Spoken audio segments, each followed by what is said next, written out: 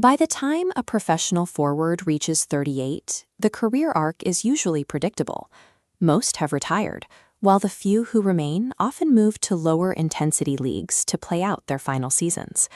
When Lionel Messi moved to the United States to play for Inter Miami, it was widely interpreted as a signal that his years competing for the title of the world's best player had ended. That assumption collapsed during a recent World Cup match against Algeria. At nearly 39 years old, Messi controlled the entire tempo of the game, treating a high-stakes international fixture with the casual ease of a training session. A dominant hat trick at 38 contradicts the expected physical decline of a modern striker. Modern football is increasingly a game of raw physical data. Performance is measured by top sprinting speeds, total distance covered, and the ability to sustain high-intensity bursts for 90 minutes. This environment favors a new generation of hyper-athletic finishers, like Erling Haaland, who are judged primarily on their physical output and scoring metrics. The sheer speed of stars like Kylian Mbappé emphasizes the slowing pace of older veterans, making traditional forwards appear increasingly obsolete. This raises a specific question.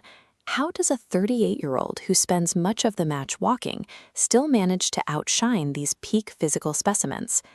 Messi is operating within a different framework than his peers. His current success is sustained by a three-part invisible ecosystem. To understand this stage of Messi's career, we have to look past the physical heat maps and focus on the eye test, valuing the timing of a run or the ability to occupy a pocket of space at the exact moment a defense shifts.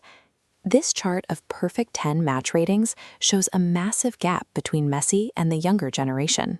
He has 55 perfect performances on record, nearly tripling the totals of players like Mbappé and Neymar. His vision allows him to play the game several seconds ahead of everyone else.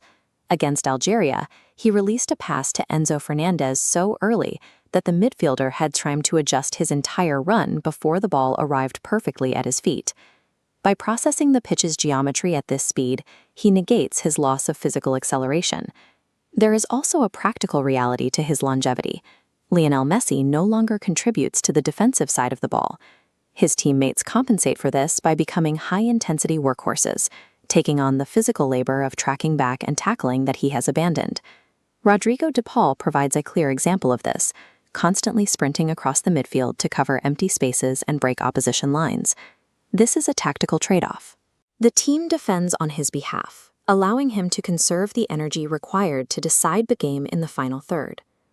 The final pillar of Messi's current ecosystem involves the way the sport is officiated.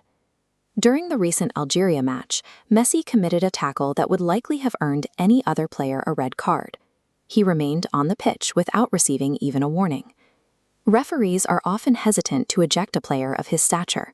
Sending off the game's biggest star can diminish the entertainment value of a match, creating a subtle pressure to be more lenient.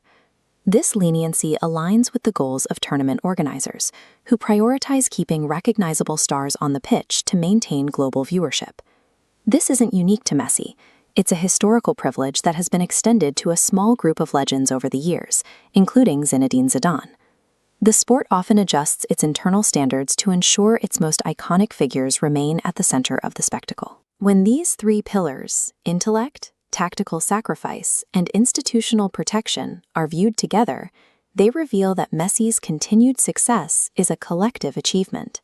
His current status is a collaborative result of his own processing speed, the physical cover provided by his teammates, and the sport's interest in keeping him on the field. Debating whether this arrangement is fair or if the quality of the MLS impacts his legacy often distracts from the rarity of a moment itself. We are in the final stages of a career that cannot be replicated. The most logical approach is to simply watch and appreciate the brilliance while it lasts.